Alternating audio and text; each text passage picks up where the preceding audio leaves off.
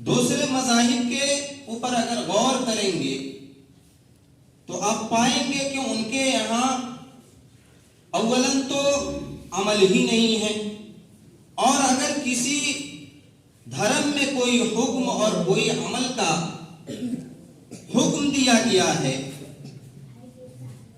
تو وقتی ہوتا ہے۔ اسی وجہ سے بہت سے دھرم کے ماننے والوں کو دیکھیں گے کہ وہ ایک دن سال میں اپنے مذہبی مقامات پہ، اپنے عبادت کی جگہوں پہ، اپنے پوجا کی جگہ پہ جائیں گے اور ہمیشہ کے لیے ان کی چھٹی ہو جاتی ہے، پھر کبھی وہ ملاقات نہیں کرتے۔ لیکن اس کے بالمقابل ہماری شریعت کے اندر جس طرح عمل کو کرنے کا حکم دیا گیا، ایسے ہی اس عمل پر پابندی کا بھی حکم دیا گیا۔ ہماری شریعت میں ایسا نہیں ہے کہ ایک دن کوئی عمل کر لیں اور دوسرے دن کے لیے آپ کے لیے چھٹی۔ شریعت کے جتنے بھی اعمال ہیں آپ سب پر غور کر کے دیکھ لیں، کوئی وقتی نہیں ہے، کوئی عارضی نہیں ہے۔ اکثر و بیشتر اعمال ایسے ہیں جس پر مداومت اور ہمیشگی مطلوب ہے، پابندی مطلوب ہے۔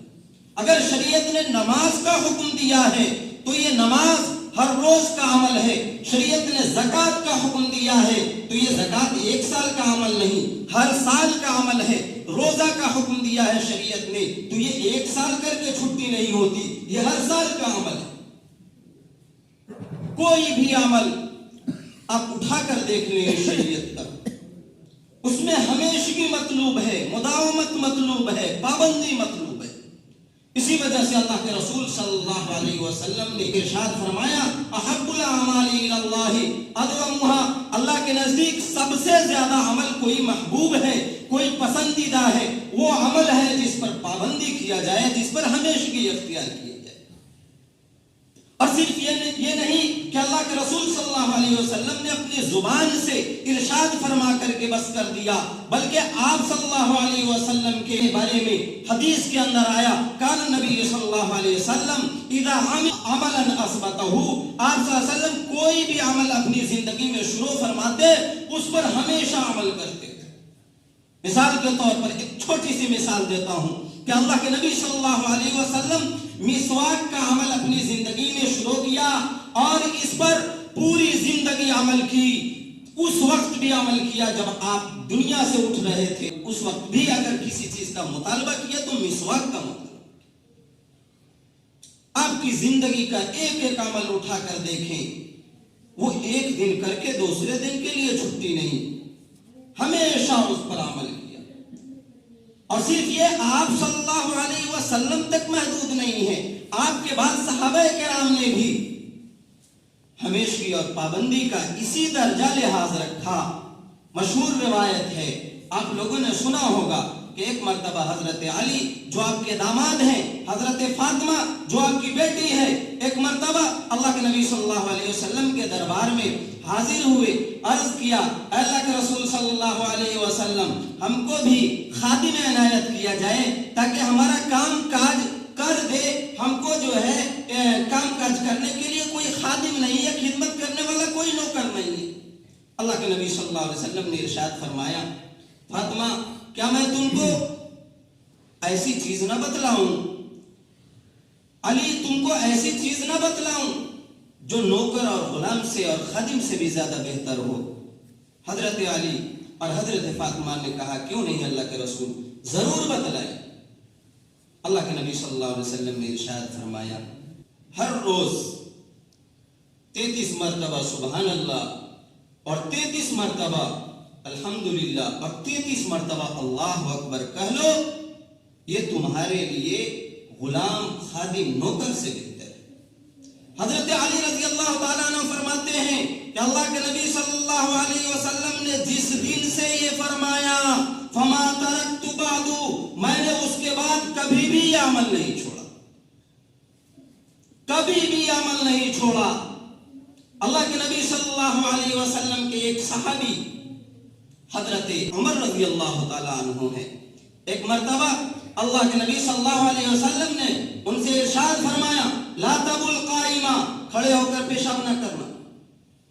حضرت عمر کا ارشاد سنیے، وہ کہتے ہیں کہ میں نے پوری کھڑے ہو کر کبھی پیشاب نہیں کیا۔ حضرت ام حبیبہ ایک صحابیہ ہیں، ان سے نقل کیا گیا کہ اللہ کے رسول صلی اللہ علیہ وسلم نے ارشاد فرمایا، جو دن و رات میں 12 رکعت سنتیں پڑھ لے، اللہ تعالیٰ ان 12 رکعت کی وجہ سے جنت میں اس کا گھر بناتے ہیں۔ حضرت ام حبیبہ کہتی ہے کہ جب سے میں نے آپ کا یہ فرمان سنا، کبھی بھی یہ 12 رکعتیں ہماری زندگی سے نہیں چھوٹی۔ تو جس طرح اللہ کے نبی صلی اللہ علیہ وسلم نے مداومت، پابندی، ہمیشگی کا نمونہ چھوڑا، اسی طرح آپ کے بعد صحابہ کرام نے بھی ہمیشگی اور پابندی کا لحاظ کیا۔ اور کیوں نہ ہو، کیونکہ عمل کے اندر وزن جو پیدا ہوتا ہے، عمل کا جو فائدہ ظاہر ہوتا ہے، وہ تبھی ظاہر ہوتا ہے جب اس عمل پر پابندی اختیار کیا جائے، جب اس پر مداومت اور ہمیشگی اختیار کیا جائے۔ عمل چاہے جتنا اونچا ہو، جتنا بڑا ہو، ایک دن کر لیا جائے، دوسرے دن چھوڑ دیا جائے، اس کا کچھ بھی اثر ظاہر نہیں ہوگا۔ علماء نے پابندی کے 4 فوائد لکھے۔ جب آپ کسی عمل پر پابندی کریں گے تو اس کے 4 فائدے حاصل ہوتے ہیں۔ نمبر 1 فائدہ یہ ہوگا کہ اس عمل میں وزن پیدا ہوگا، طاقت پیدا ہوگی۔ اور اس کو سمجھانے کے لیے کوئی حدیث قرآن کی دلیل دینے کی ضرورت نہیں ہے۔ آپ دیکھتے ہوں گے کہ پانی کا بوند جو برابر اور لگاتار کسی پتھر پر ٹپک رہا ہو، اگر اس میں تسلسل رہتا ہے تو پتھر جیسی سخت چیز میں بھی وہ سوراخ کر دیتا ہے۔ حالانکہ قطرہ بہت معمولی ہوتا ہے، اس میں کیا وزن ہے، کیا پاور ہے، لیکن جب اس میں تسلسل ہوتا ہے، جب اس میں مداومت ہوتی ہے، جب ہمیشہ وہ پابندی سے گرتا رہتا ہے، تو اس معمولی سے قطرے کے اندر اللہ ایسا وزن پیدا کرتا ہے کہ وہ پتھر جیسی سخت چیز میں بھی سوراخ کر دیتا ہے۔ تو عمل سے نمبر 1 فائدہ یہ ہوتا ہے کہ اس عمل میں وزن اور طاقت آتی ہے۔ دوسرا فائدہ اس کا یہ ہوتا ہے کہ اس عمل کا نفع یقینی بنتا ہے۔ اور اس کو بھی ہم آپ کو سوبھاوک مثال سے سمجھا سکتے ہیں۔ ہر آدمی جو ہے کھیتی کسانی سے کسی نہ کسی لحاظ سے جڑا ہوا ہے۔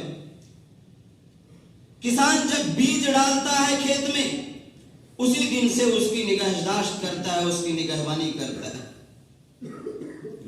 کیا آندھی، کیا طوفان، کیا بارش، کیا دھوپ، کسی چیز کا وہ خیال نہیں کرتا۔ ہر دن حاضری دیتا ہے، ہر دن اس کی نگرانی کرتا ہے، روز جا کر دیکھتا ہے، تب جا کر کے غلے سے اس کا گھر بھرتا ہے۔ اگر کسان بیج ڈال کر سو جائے، کبھی دیکھنے نہ جائے، تو غلہ تو دور، اس آدمی نے جو بیج لگایا ہے وہ بھی ضائع چلا جائے گا۔ اور وہ کھیت اناج تو کیا پیدا کرتی، وہ کھیت جو ہے چٹیل میدان بن جائے۔ لیکن جب وہ پابندی کرتا ہے تو اس سے اس کے عمل کا نفع یقینی بن جاتا ہے، اور ایک دن آتا ہے کہ وہ آدمی اس بیج سے ہوئے پودے کو کاٹ کر کے اپنا گھر بھرتا ہے۔ تو عمل کا دوسرا فائدہ یہ ہوتا ہے کہ اس سے نفع یقینی ہوتا ہے۔ یہی وجہ ہے کہ قرآن نے کہا، ان الذین قالوا ربنا اللہ ثم استقاموا تتنزل علیہم الملائکہ الا تخافوا ولا تحزنوا وابشروا بالجنۃ التي کنتم توعدون۔ جو لوگ بھی ایمان لاتے ہیں یا ایمان کے علاوہ کوئی بھی عمل کرے اور پھر اس پر وہ مداومت اختیار کرے، استقامت دکھلائے، فرشتے اس کے پاس آتے ہیں، کہتے لا تخافوا ولا تحزنوا، غم نہ کرو، نفع تمہارا یقینی ہے، خوش ہو جاؤ، تمہارے لیے اللہ تعالیٰ کے یہاں وعدے ہیں، بدلے۔ تو نمبر 1 فائدہ یہ ہوتا ہے کہ اس عمل میں وزن اور طاقت آتی ہے۔ دوسرا فائدہ یہ ہوتا ہے کہ اس کا نفع یقینی بنتا ہے۔ اور ایک تیسرا بڑا فائدہ اس کا یہ ہوتا ہے کہ ایک عمل پر جب آپ پابندی کریں گے تو اس سے دوسرے عمل کا وہ باعث بنتا ہے، دوسرے عمل پر وہ آمادہ کرتا ہے۔ انسان جب فرائض کی پابندی کرے گا، واجبات کی بھی اس کے اندر اہمیت آئے گی، اور واجبات کی بھی وہ دھیرے دھیرے پابندی کرنے لگے گا۔ اور جو واجبات کی پابندی کرے گا، ایک دن آئے گا کہ اس کی زندگی میں نوافل بھی آ جائیں گی، تہجد بھی آ جائے گا۔ اور اگر پابندی نہیں کیجیے گا، مثال کے طور پر آپ नवाफिल की पाबंदी, सुन्नतों की पाबंदी नहीं करते हैं तो एक दिन इसका ऐसा भी आवेगा कि वाजिबात भी छूटेंगे और एक दिन ऐसा भी आवेगा कि फराइज भी छूटेंगे। तो पाबंदी का एक बड़ा फायदा, तीसरा जो बड़ा फायदा है वो ये है कि उससे दूसरे अमल की तरफ रगबत बढ़ती है, दूसरे अमल का वो बहुत बड़ा जरिया बनता है, दूसरे अमल पर उभारता है। और चौथा बड़ा फायदा इसका ये होता है कि उस अमल की बदौलत इंसान बेकिए भी वो मर्तबा हासिल कर लेता है जो उसको करने से हासिल होता। आपने सुना होगा, एक मशहूर हदीस है कि अगर कोई आदमी किसी अमल पर पाबंदी करता है और किसी मजबूरी की वजह से, मिसाल के तौर पर वो बीमार पड़ गया,